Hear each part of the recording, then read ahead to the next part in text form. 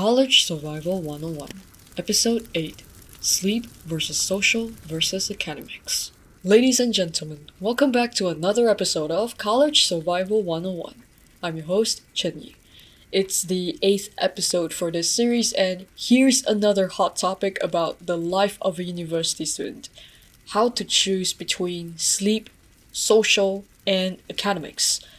Well, what if I tell you now that you don't even have to choose between all these three and still manage to handle all three at once, and you can add in another aspect, which is entertainment.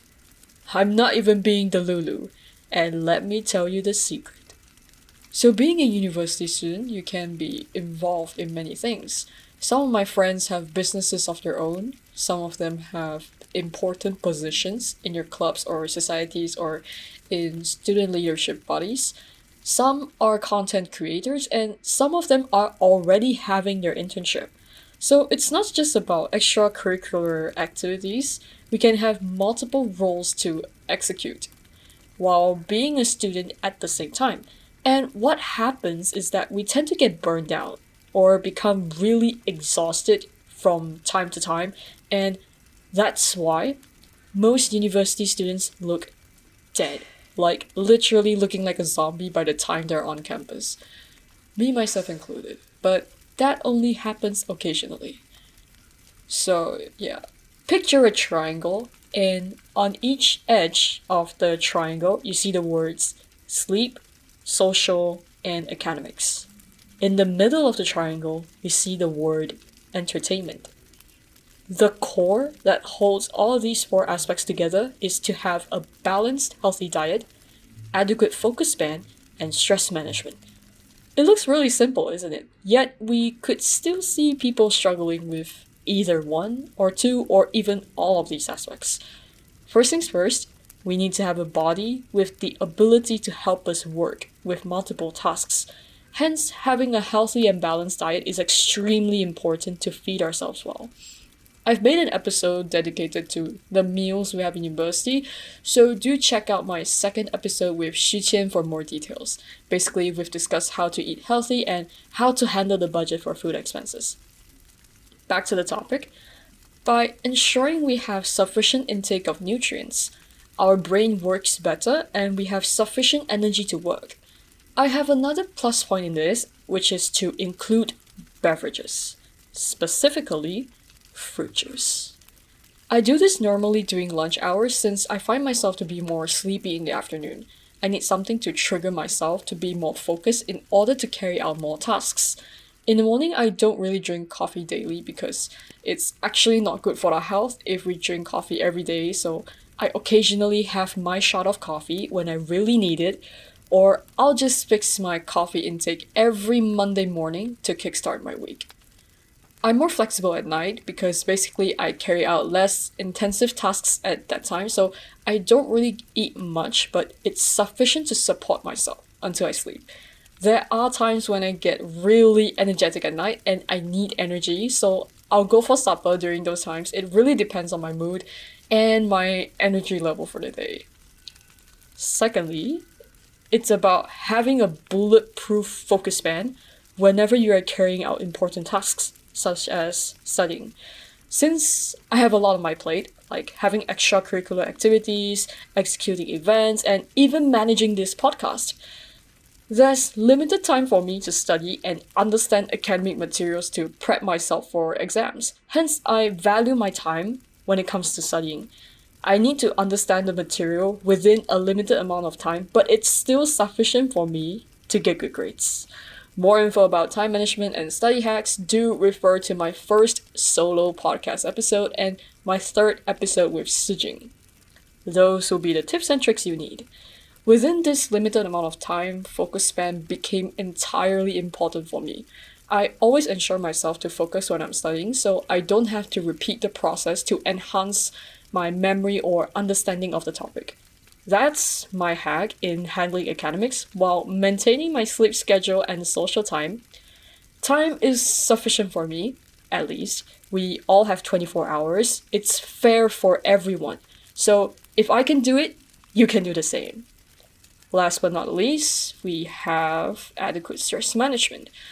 The most important one while handling all aspects, which is to focus on your mental health. I remember talking about resilience in episode 6, which is closely related to stress management, so do tune into that episode first if you haven't.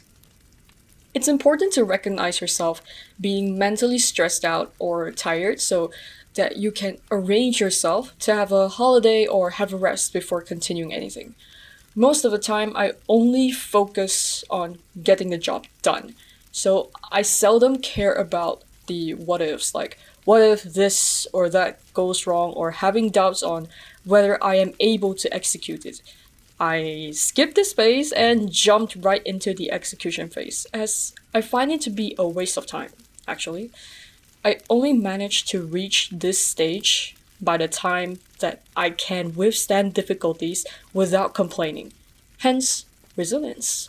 With this, you will definitely become a so-called madman, but in a positive sense, where nothing can beat you, and you will leave your friends shocked about how on earth you managed to do all these without even having a breakdown.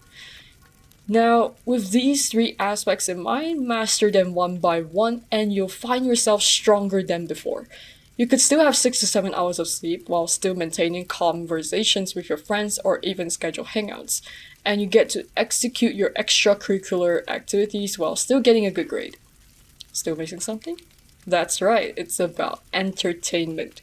So, my take on entertainment is more or less the same, yet it's somehow different from others. Like, I don't watch dramas or movies that often.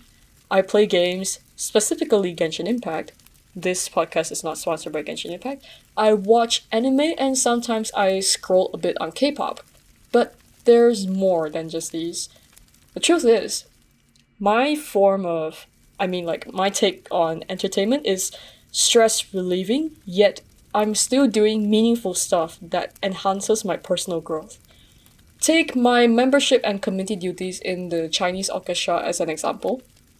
I joined the university's Chinese orchestra with performance commissions as a performer and administrative duties as a vice secretary, yet I view my participation and contribution in this orchestra as a form of entertainment rather than a chore. So when it comes to preparing a performance or handling administrative matters, I don't really feel stressed. Plus, the friends I made in the orchestra were pretty much aligned with my personal interests, so we get along well.